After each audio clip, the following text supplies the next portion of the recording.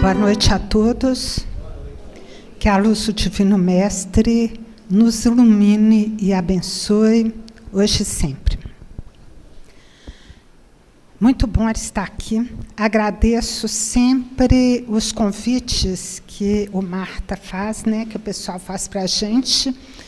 E, assim, sou profundamente grata à oportunidade de estar aqui, de estar em outras casas espíritas, refletindo e trabalhando. E, na verdade, eu tenho que agradecer a paciência de todos, que Deus nos abençoe.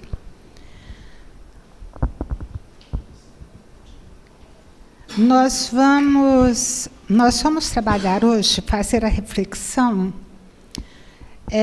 seguindo ainda uma proposta que, na primeira reunião deste ano, nós fizemos, sobre trabalhar os pontos básicos, pontos fundamentais da doutrina.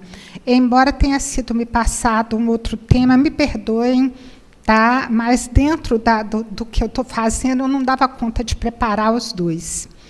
Então, nós vamos trabalhar hoje, nós já trabalhamos a reencarnação, vamos trabalhar a comunicabilidade dos espíritos.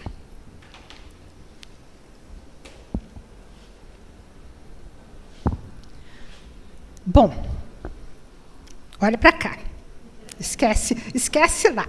Tá? Nós temos, todos nós sabemos disso, dois mundos paralelos.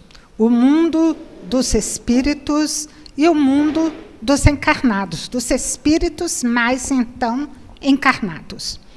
Esses dois mundos, nós temos recursos especiais para trabalhar em todos dois. Nós temos, para nos relacionar no mundo físico, nós temos os 5 sentidos, E, através deles, nós podemos contatar, nós podemos estar vendo, sentindo cheiro, sentindo gosto, tato, de todas as formas possíveis. Mas nós temos que fazer também o contato com o mundo espiritual, que é a nossa casa real. É de onde nós viemos, para onde vamos voltar, e é lá que é a nossa realidade. Enquanto encarnados, nós estamos numa escola, num educandário para o aprendizado. Então, para que possamos contatar o mundo espiritual, Deus nos deu um 6º sentido. Então, nós temos contatos permanentes com esse mundo espiritual. Nós somos influenciados constantemente pelo mundo espiritual. E alguns, de uma maneira especial, têm a possibilidade de perceber esses contatos e de transmitir essas informações que recebem. A estes que têm, de uma maneira mais ostensiva, a capacidade de receber e de passar as comunicações do mundo espiritual, nós damos o nome de médiuns. Então, nós vamos trabalhando agora, ver algumas informações que são importantes para estarmos desenvolvendo esse aspecto. Os espíritos são seres humanos desencarnados. Eles são o que eram quando vivos. Tem hora que na cabeça da gente passa assim, não sei como, que a pessoa, na hora que desencarna, o espírito, ele fica evoluído de repente, ele fica bom, ele fica altruísta, ele fica estudioso, e a verdade não é essa. Quando desencarnamos, enquanto espíritos errantes, nós somos exatamente o que éramos quando encarnados. Então, alguns são trabalhadores, outros são preguiçosos, uns são bons, outros são maus, uns são mais empenhados no trabalho, outros não. Então, enquanto espíritos, já que é quando desencarnamos, nós somos exatamente como estávamos ou como éramos quando encarnados. Os espíritos estão por toda parte, não estão ociosos, pelo contrário, eles têm as suas ocupações, como nós, encarnados, temos as nossas. Então, nós temos um mundo intenso à nossa volta, num outro nível vibratório, mas nós temos um mundo vibrante que entrelaça o nosso mundo. E nesse mundo, os espíritos estão aí presentes e eles estão envolvidos nos afazeres deles. É bem verdade que alguns têm por ocupação perturbar os que estão encarnados, mas todos eles estão envolvidos em alguma atividade, né, por alguma necessidade. Não há lugar determinado para os espíritos. Geralmente, os mais imperfeitos estão juntos de nós, por causa de nossas imperfeições. Não os vemos, pois se encontram numa dimensão diferente da nossa, mas eles podem ver-nos e até conhecer nossos pensamentos. Então, nós achamos, muitas vezes, que só tem espírito bom, o nosso anjo da guarda, né, o espírito que nos assiste, que nos guia, e que ninguém mais está nos perturbando, mas, de acordo com as nossas mazelas, com as nossas dificuldades, com as nossas imperfeições, os espíritos que se afinizam com essas, né, imperfeições, eles se aproximam de nós. Mesmo quando nós entramos na tristeza, caímos numa depressão, ficamos melancólicos, ou quando ficamos irados, nós atraímos os espíritos com esse mesmo padrão vibratório. E nós não os vemos, mas eles estão atuando em nós através do pensamento. Os espíritos agem sobre nós, mas essa ação é quase que restrita ao pensamento, porque eles não conseguem agir diretamente sobre a matéria. Para isso, eles precisam de pessoas que lhes ofereçam recursos especiais. Essas pessoas são denominadas médiuns. Kardec nos diz que, de uma maneira ou de outra, embora, às vezes, de uma maneira muito rústica, muito simples, todos nós somos médiuns, né? Existem interpretações diferenciadas para essa fala de Kardec. Alguns entendem que médium é só aquele que, além de receber a influência dos espíritos, percebe essa influência. E a maioria de nós recebe a influência e não percebe. A maioria não, né? Mas no mundo atribulado que nós estamos, talvez se a gente tiver mais atenção, mais cuidado, tiver um olhar mais atento para as nossas sensações, nós vamos sentir essas influências. Mas nós vamos encarar daqui para frente que médiums são todos aqueles que conseguem transmitir o que recebem do mundo espiritual, né? Então, algumas pessoas dizem assim, são médiuns ostensivos, aqueles que nós percebemos a sua mediunidade.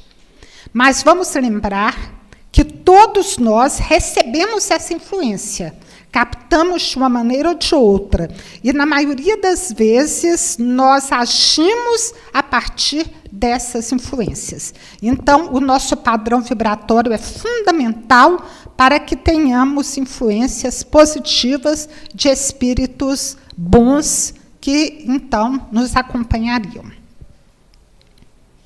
Bom, pelo médium, que é aquele que consegue mediar, que consegue transmitir, né, as informações do mundo espiritual para o mundo físico, pelo médium, o espírito desencarnado pode comunicar-se, se puder e se quiser. O telefone é de lá para cá, não é de cá para lá, né? Essa comunicação depende do tipo de mediunidade ou da faculdade do médium. Pode ser pela fala, pela escrita ou por batidas. Não é nosso interesse, na reflexão de hoje, entrar em detalhes sobre tipos de mediunidade, né? Nós vamos trabalhar a comunicabilidade de uma maneira geral. Então, existem várias formas desse intercâmbio do mundo físico com o mundo espiritual ser feito. Mas toda e qualquer comunicação não deve ser aceita cegamente. Precisa ser encarada com reserva, examinada com devido cuidado para não sermos vítimas de espíritos enganadores. Então, esse é um cuidado que nós sempre temos que ter quando recebemos qualquer tipo de informação do mundo espiritual, né? Inclusive, quando a assinatura for de um espírito que nós respeitamos muito, porque as mistificações acontecem, os espíritos zombeteiros estão aí e eles, de alguma forma, gostam de perceber até onde vai a credulidade humana. Tem um pedaço no livro, se não me engano, no livro dos médiuns mesmo, mas tem hora que a gente confunde, eu não tenho muita certeza, que o espírito, numa sessão mediúnica, eles recebem, Kardec contando, eles recebem uma comunicação, ou no livro Céu e Inferno, recebem uma comunicação, e o pessoal da reunião afirma que um roxinol caiu do ninho, e eles estavam invocando a mamãe roxinol para poder ajudar o filhote. E aí o espírito pega e comenta, né, com o mentor que o estava atendendo naquele momento, que no caso era São Luís, e fala assim, e a mamãe roxinol respondeu, como que foi possível uma coisa dessa? Aí o espírito fala, invocai as pedras e elas vos responderão. No sentido de que a gente pode estar invocando, mas nós temos que ter o critério, ter cuidado, ter a sensibilidade, a vibração adequada para entendermos e ter o bom senso, acima de tudo, para saber o que é possível e o que não é possível. Então, Kardec teve essa preocupação o tempo inteiro de colocar da importância de termos bom senso. Ele que foi o bom senso encarnado, né, nos alerta para os cuidados que devemos ter. A comunicação depende da condição moral do médium. Se for uma pessoa idônea, de bons princípios morais, oferece campo para aproximação e manifestação de bons espíritos. Então, o médium tem que ter cuidado sempre de estar numa sintonia adequada, de estar com um tipo de vida, né, evangelizada, cuidadosa. É um trabalho interior muito grande, é um compromisso muito grande que ele tem com a espiritualidade, no sentido de estar recebendo boas coisas para serem passadas. E isso depende do seu trabalho pessoal, da reforma interior, da vibração que ele tem. E isso vale para as nossas companhias espirituais, como nós já falamos. Mesmo não sendo médium ostensivo, nós temos que ter cuidado com aquilo que nós pensamos, com aquilo que nós assistimos, com o que lemos, com o que falamos, com os ambientes que nós estamos, porque tudo isso trabalha a nossa vibração. Tudo isso organiza a nossa sintonia. E se nós não cuidarmos da nossa sintonia, nós estamos descuidando das companhias espirituais que teremos. Bom, no Evangelho segundo o Espiritismo, Kardec diz assim, os médiuns são os intérpretes incumbidos de transmitir aos homens os ensinos dos espíritos, ou melhor, são os órgãos materiais de que se servem os espíritos para se expressarem aos homens por maneira inteligível. Então, ele está trabalhando aqui aqueles médiuns, focando de uma maneira especial, aquele médium que serve de intercâmbio, que traz as mensagens, que traz os ensinamentos e os conselhos do mundo espiritual. E ele diz mais, no livro dos médiuns, toda pessoa que sente, num grau qualquer, a influência dos espíritos, é por isso mesmo médium. No caso, ele fala que sente, né? Essa faculdade é inerente às pessoas e, consequentemente, não constitui privilégio exclusivo de ninguém. Por isso mesmo, poucos são as pessoas que não possuem algum rudimento dela. Podemos dizer, portanto, que todas as pessoas são mais ou menos médiuns. Aí a pessoa pergunta, mas como é que eu sei que eu sou médium? Faça silêncio na sua vida.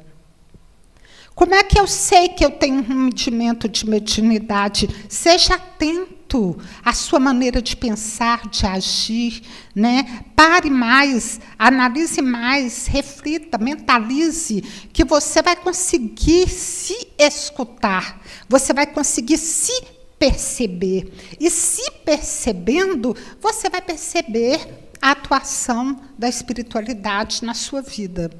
Então, a maneira de saber se é médio é silenciando, porque nós fazemos muito barulho na nossa vida, nós somos muito tumultuados, tudo é muito agitado. Então, é esse silêncio que vai nos direcionar um pouco.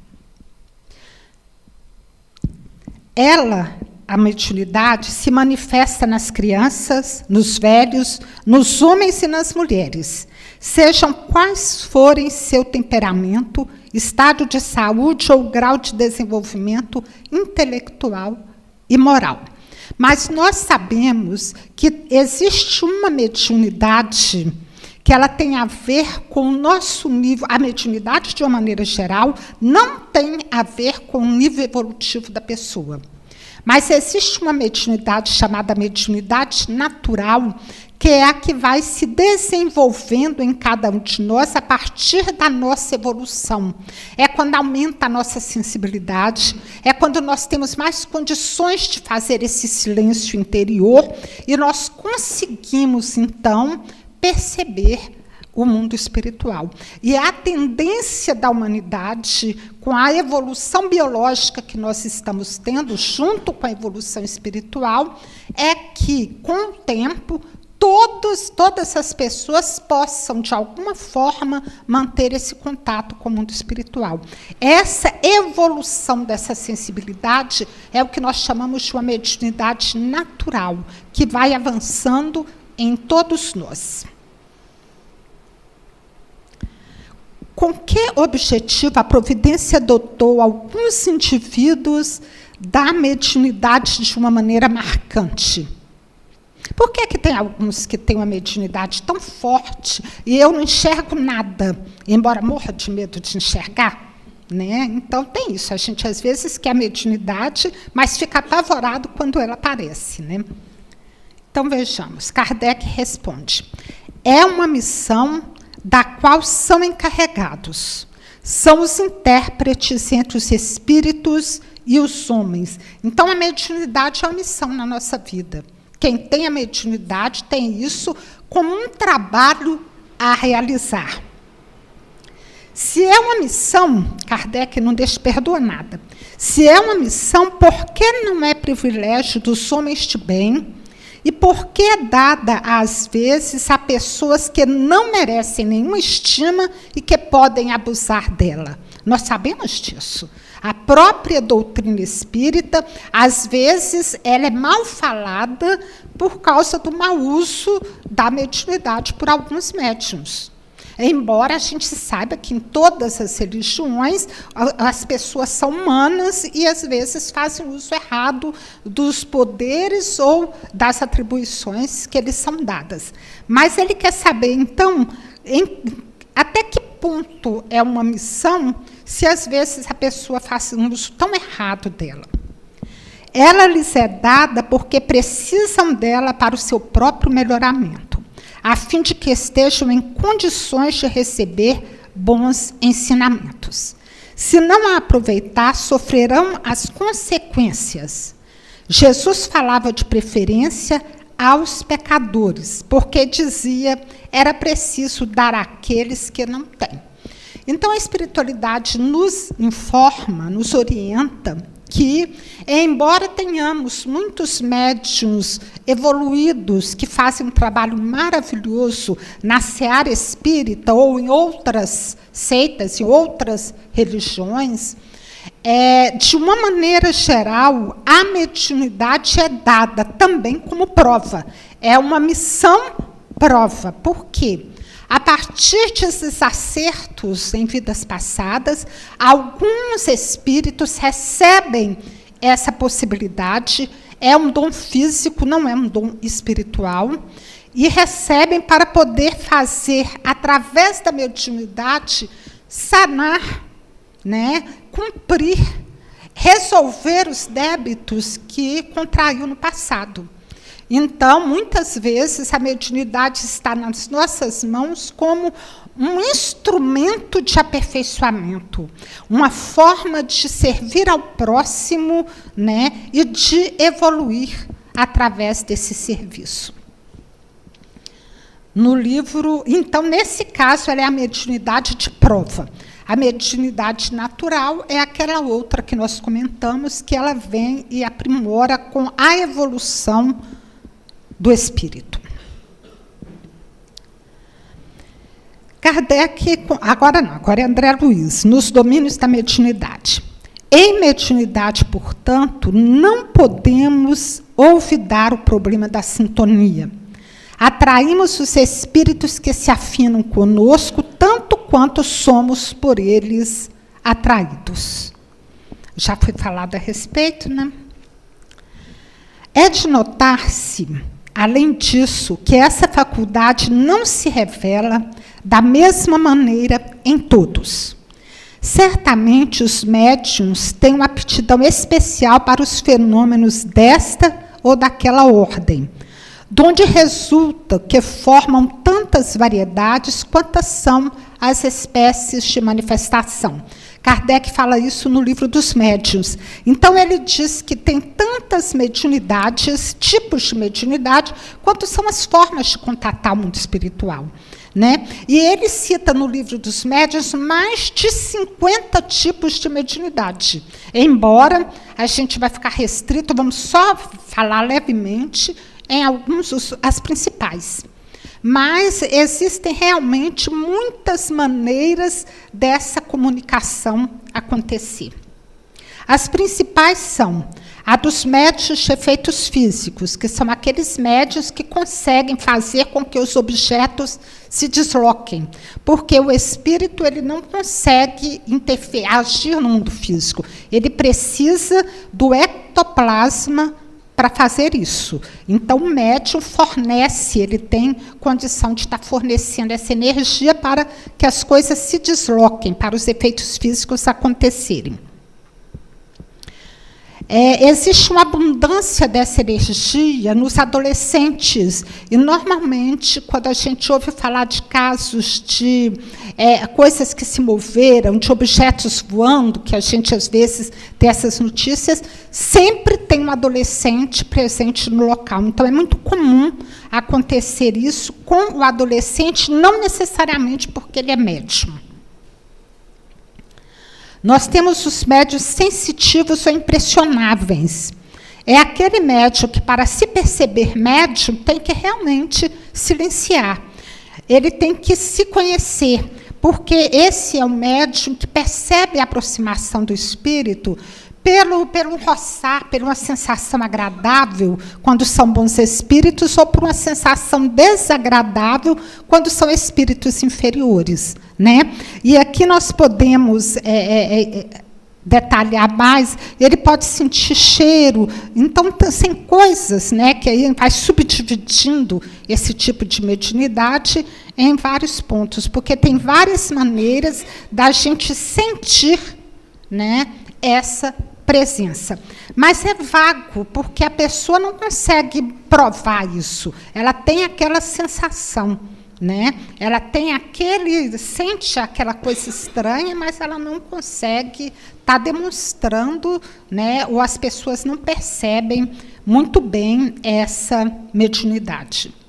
Nós temos os médiuns audientes, são aqueles que ouvem uma voz direta, ou lá dentro eles conseguem ouvir uma comunicação, uma informação, uma voz indireta. Pode ser também, quando está acordado, que ele faz isso, ou então em estado de sonambulismo, quando está começando, né, a entrar no sono. Nós temos os médiuns videntes, são aqueles que veem. Né? E aí alguém perguntou, numa das palestras que eu assisti, foi até para o Celso Nunes, perguntam para ele quantas vezes eu preciso ver um espírito para me considerar um médium vidente. Né? Às vezes, você está em casa e vê um vulto de um parente, vê alguém. Você não é um médium vidente. Existe toda uma sintonia, existe toda uma situação de amorosidade envolvida ali para você estar visualizando.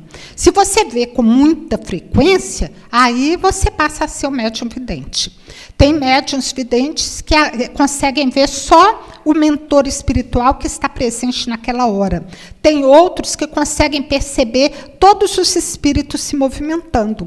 Eu me lembro que uma vez eu assisti uma palestra do Divaldo e ele disse que ele não dirigia, porque ele não tinha condição dele dirigir. Porque quando ele começou, ele nunca sabia quem estava atravessando na frente, se era espírito ou se era gente. Né? E os espíritos atravessavam, eles não respeitam carro. E aquilo deixava ele muito confuso e ele não pôde dirigir.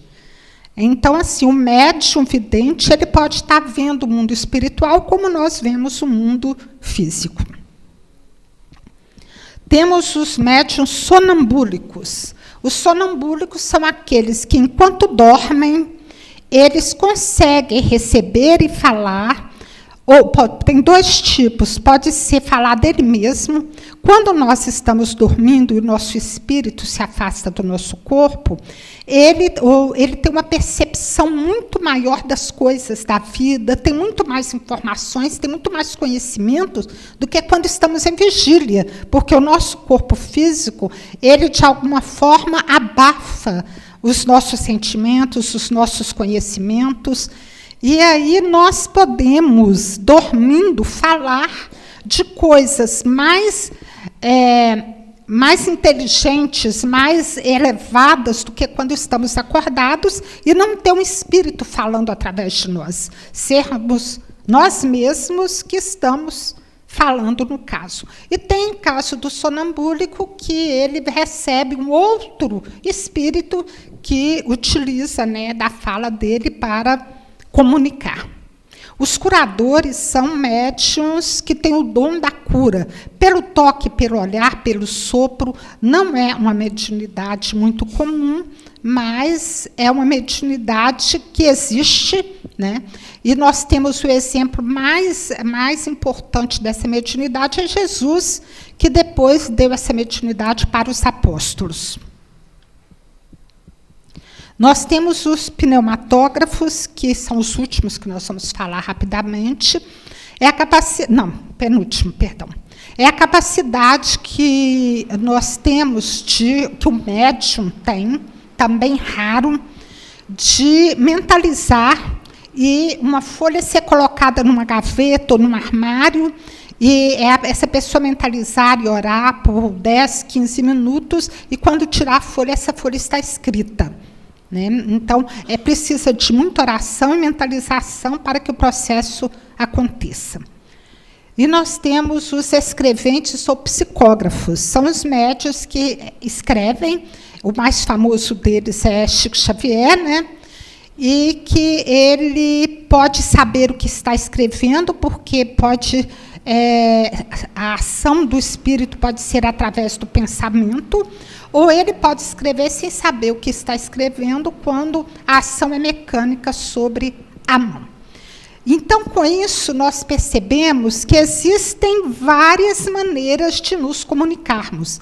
Em todas elas, nós temos o médium, a presença do médium.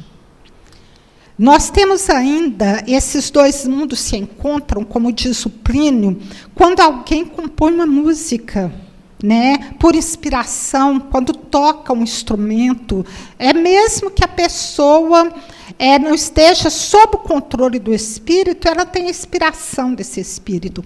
Quando, às vezes, uma pessoa faz uma palestra, com certeza, espíritos, né, amigos, estão presentes nos ajudando. É lógico que o médium tem que se preparar de alguma forma, tem que ter informações para que a espiritualidade ajude a organizar e a estar tendo um raciocínio direcionado. Então, de todas as formas que nós atuamos na vida, nós podemos estar sendo médiuns e recebendo essa inspiração, recebendo essa ajuda, né, da espiritualidade de luz. no livro dos médiuns que nós tiramos. Bom, então nós percebemos que o médium deve controlar o espírito que se comunica para que este lhe respeite a instrumentalidade, mesmo porque o espírito não entra no médium. Tem algumas pessoas que pensam que o espírito do médium sai e o espírito entra no corpo do médium para poder atuar ou se comunicar, né? Existe uma influência mental. O espírito age através da mente, na mente do médium, e a partir da mente ele comanda a mediunidade que aquele médium tem. Então, nós sabemos que temos que ter o estudo para ter o controle. Então, é fundamental que o médium se empenhe em estudar para que ele consiga dominar, para que ele consiga comandar a atividade. E isso não vale só para os médiuns ostensivos. Nós temos que estudar muito, principalmente o livro dos médiuns, estudar sobre a mediunidade, mesmo não sendo médiuns ostensivos. Por quê? É fundamental que na nossa vida nós tenhamos controle sobre aquele espírito que está nos inspirando ou nos induzindo a fazer alguma coisa. Porque se nós não temos uma sintonia adequada e deixamos que o espírito nos induza ao mal, e nós praticamos o mal porque demos brecha àquele espírito, diante da lei, nós somos responsabilizados da lei terrena e da lei divina. Porque nós cedemos, né? Nós permitimos que o outro nos influenciasse. Então, nós temos que estudar e aprender a comandar, né, os nossos sentimentos, para que os espíritos não assumam controle na nossa vida. A comunicação é sempre através do perispírito, que vai oferecer campo ao desencarnado.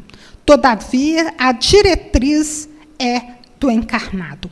Então, essa atuação, o nosso perispírito, né, o espírito age em nós, enquanto corpo físico, através do nosso perispírito.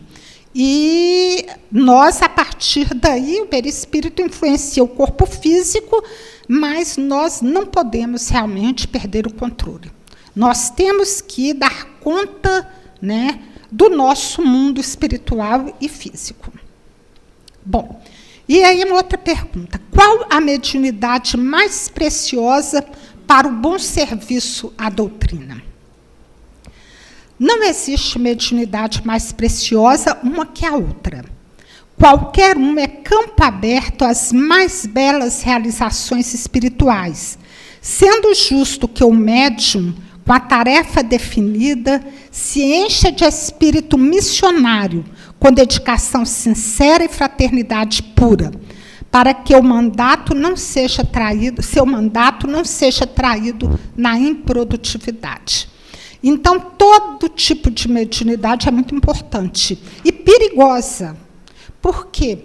Porque, de repente, nós temos que tomar cuidado com a vaidade e o orgulho, que são os males que açoitam o nosso espírito na encarnação que nós estamos e em tantas outras que virão, porque nós temos que vencer, né, essas dificuldades.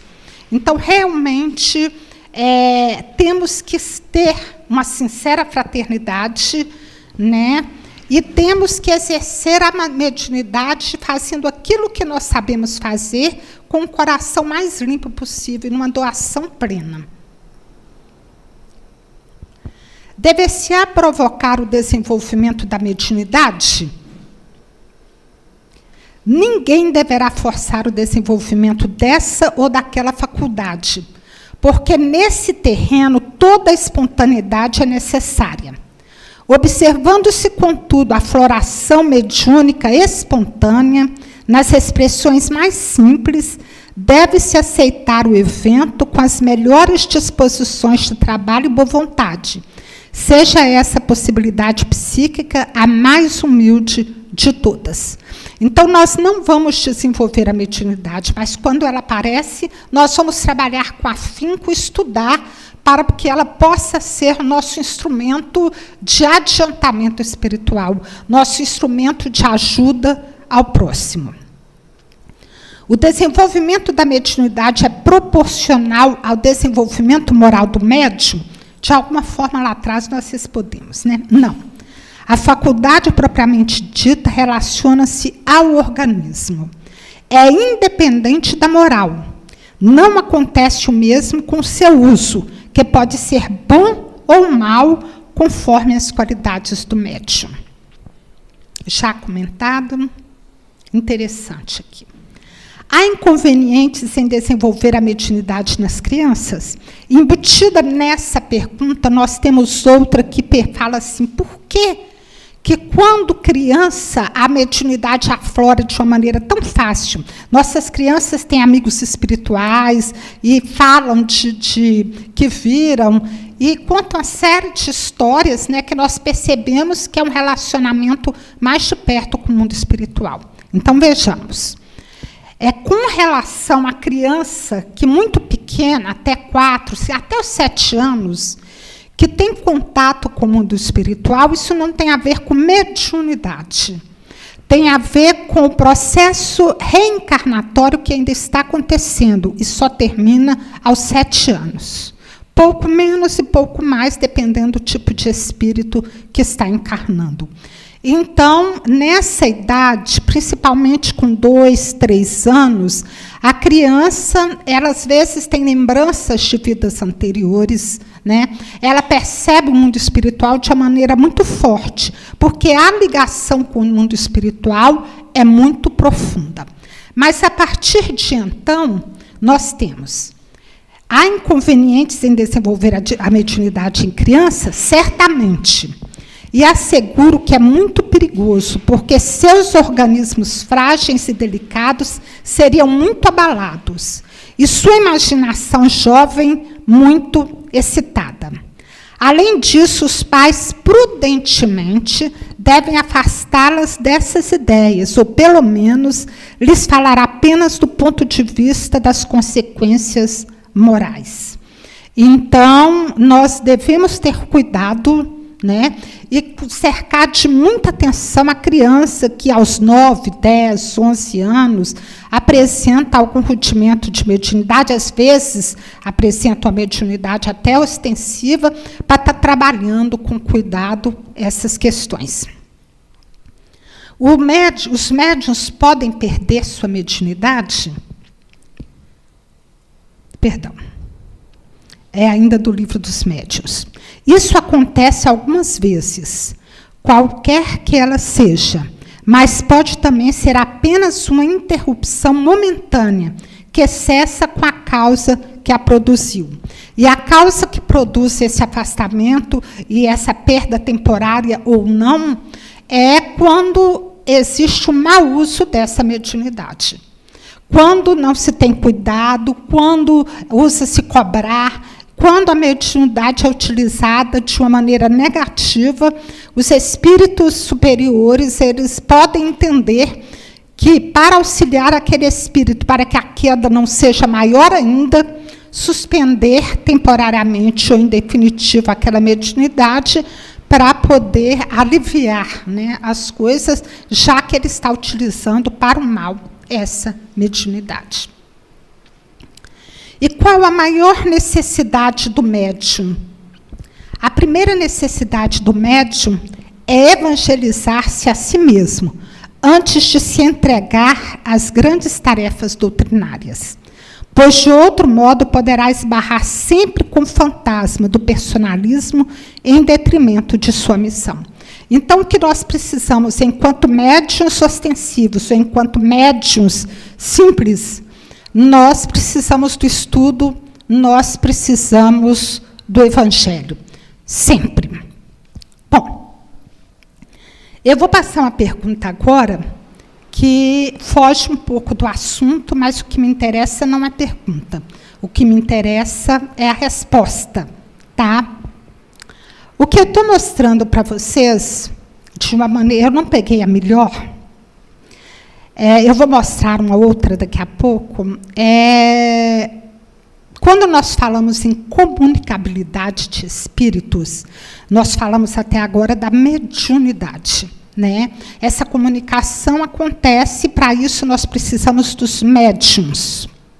Mas existem outras formas de comunicar com o mundo espiritual. Essa é uma delas. Essa foto é no aparelho de televisão. A perda dos entes que nos são caros não constitui para nós legítima causa de dor, tanto mais legítima quanto é irreparável e dependente da nossa vontade? A pergunta não tem nada a ver, tá, gente? Eu quero a resposta. Eu não queria colocar sem um contexto. Essa causa de dor aflige assim o rico como o pobre. Representa uma prova ou expiação, e comum é a lei.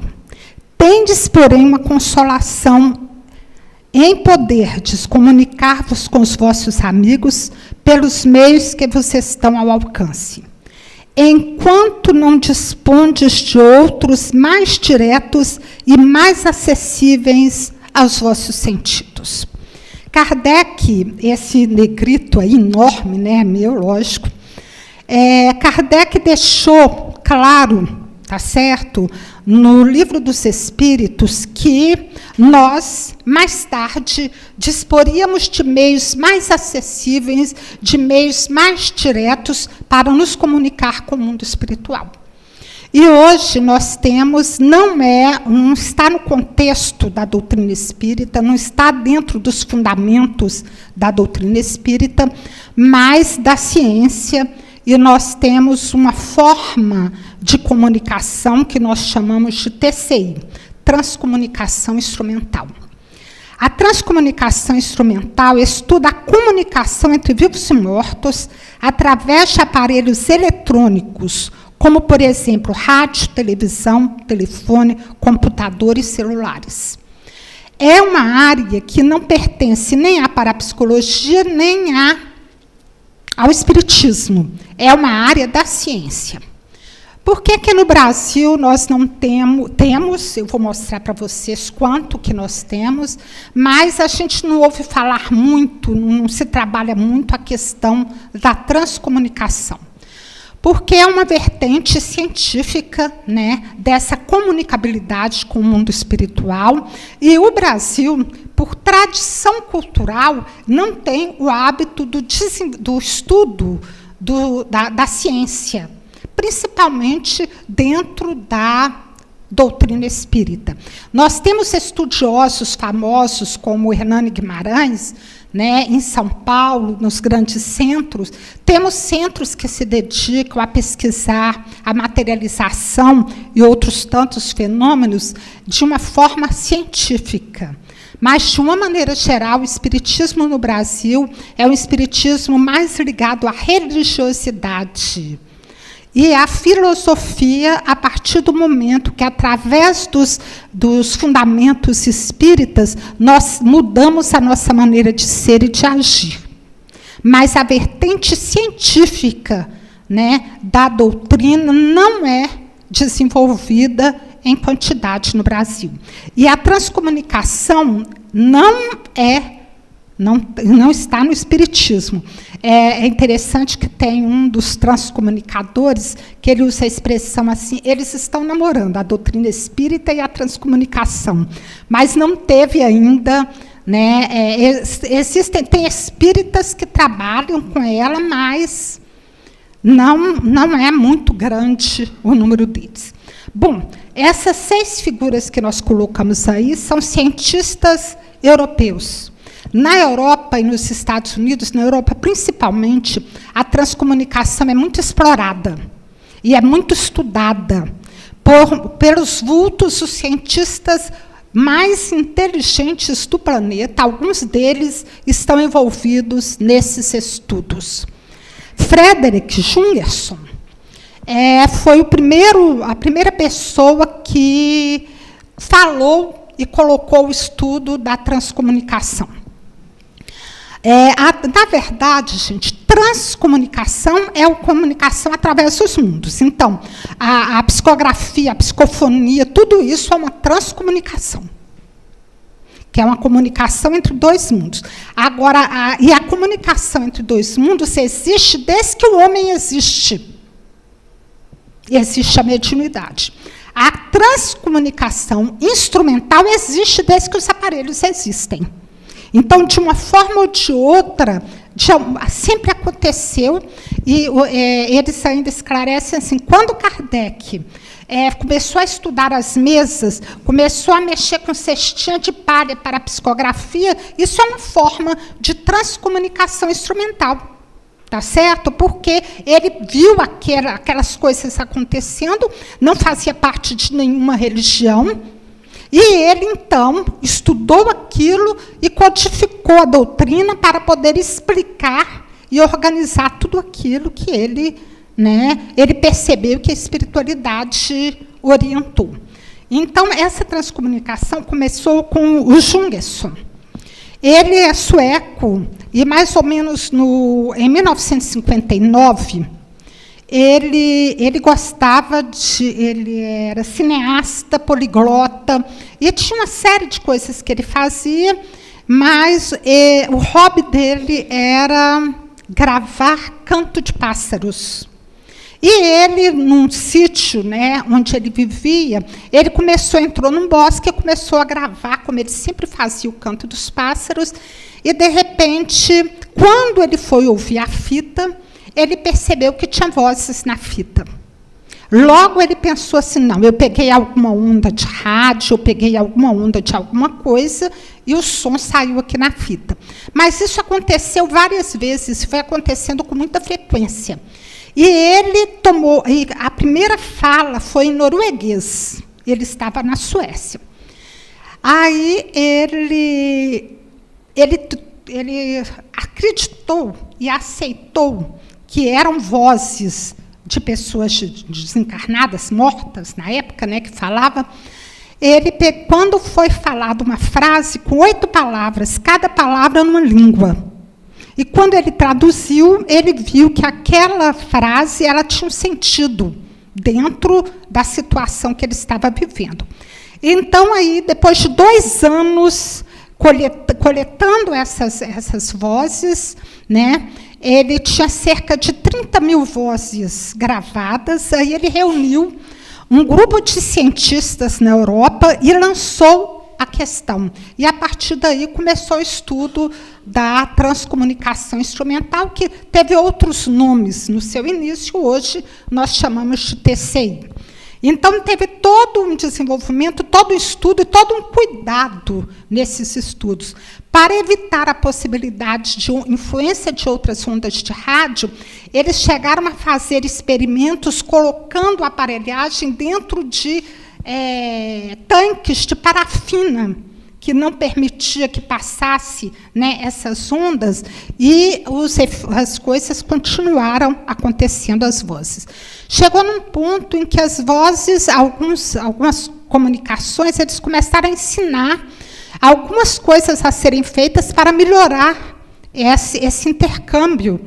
E os espíritos que se manifestavam, de cientistas, falavam que eles estavam do mesmo jeito do lado de cá, tentando aperfeiçoar para que pudéssemos nos comunicar dessa forma. Eu não vou entrar no mérito da explicação como isso acontece, porque eu não sei. Existem uma série de teorias, mas não vem ao caso, eu só estou informando para vocês.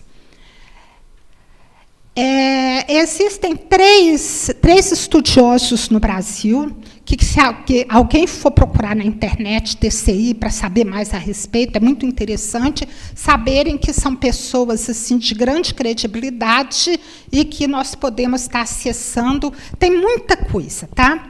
Um deles é o professor Clóvis Souza Nunes, espírita, palestrante espírita, ele é baiano, muito conhecido, e ele é projetista técnico, membro da Sociedade Suíça de Parapsicologia e representante no Brasil do Centro de Estudos de Transcomunicação. Já fez palestras em várias partes do mundo, principalmente na Alemanha, Inglaterra, França e Índia. Tem vários livros publicados. E ele diz: há fraudes em todos os meios, Mas, devido ao controle científico adotado nos experimentos, as técnicas utilizadas, ao conteúdo obtido e à honestidade dos pesquisadores, afastou-se a possibilidade de erro. Do mesmo jeito que, quando começou a doutrina espírita, existiam cientistas que pesquisavam, que amarravam as pessoas, que colocavam cadeado, que criavam todo um ambiente para que a fraude não acontecesse, isso foi feito nos estudos e no desenvolvimento dessas técnicas. A segunda pessoa, né, conhecida, já falecida, o doutor Hernani Guimarães Andrade. O doutor Hernani, ele teve em Valadares há mais ou menos uns 40 anos atrás. Eu assisti uma palestra dele, e, nessa época, ele já trouxe para a gente um gravador, onde ele colocou a gravação de vozes. Tá certo?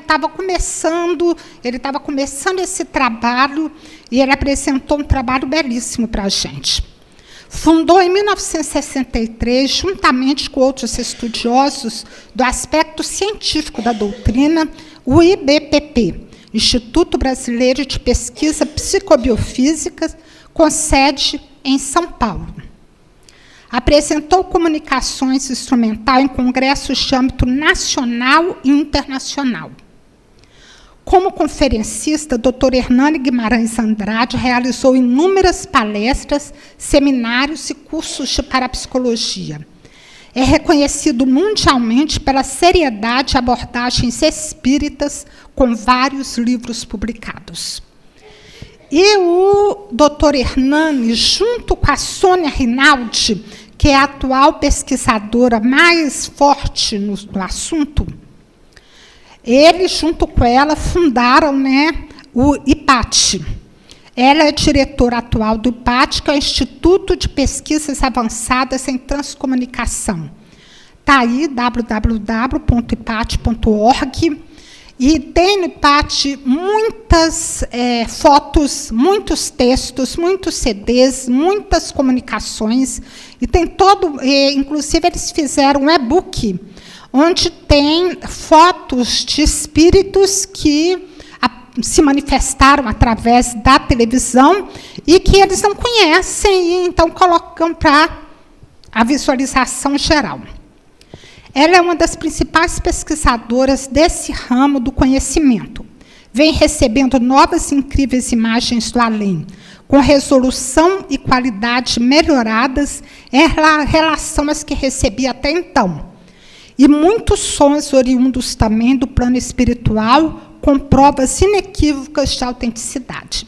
Uma dessas comunicações, não da Sônia, mas nos Estados Unidos, o espírito que estava se comunicando, ele, para comprovar que realmente era a pessoa que falava que era, né, ele tinha morrido há 3 ou 4 meses, e ele forneceu o número do seguro da esposa, que ela não tinha conseguido receber o seguro, porque ela não sabia que existia um seguro. Ele falou onde estava guardado e falou o número do seguro. E ela, com essa informação, conseguiu receber o seguro. Então, ele comprovou de uma maneira eficaz, né, a autenticidade da sua... A Sônia apresenta trabalho em seminários e congressos no Brasil e no exterior. Bom, a minha intenção, ao apresentar tudo isso, é mostrar que nós temos outras formas de comunicarmos com o mundo espiritual. A transcomunicação instrumental não é uma prática que está contida no contexto doutrinário do espiritismo. A relação entre TCI e espiritismo, portanto, não é inata.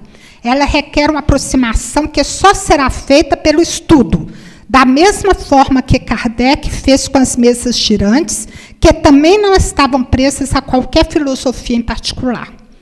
Um dos aspectos fundamentais do espiritismo consiste na investigação e, sobretudo, no discernimento dos resultados obtidos através dos diferentes processos de intercâmbio e pesquisa, conforme procedia o codificador, atendendo o aspecto científico da doutrina espírita, sempre é importante entendermos como os fenômenos acontecem. Então, que nós possamos ter o cuidado necessário em todo tipo de contato que nós fazemos, que nós possamos aprender bastante, estudar bastante, mas principalmente nos evangelizar bastante para que esse contato seja um contato produtivo e eficaz para a nossa caminhada evolutiva. E que o amado Mestre Jesus nos ilumine nessa busca e em todos os instantes de nossas vidas.